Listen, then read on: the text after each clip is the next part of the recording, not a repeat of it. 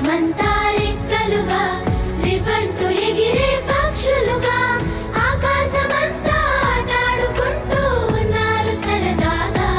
ఒకరేమో సీను ఒకరేమో జున్ను కలిసారే ప్రాణంగా కురిసారే వర్షంగా పాటేమో సీను ఆటేమో జున్ను ఒకటై ఎదిగారే మధురంగా.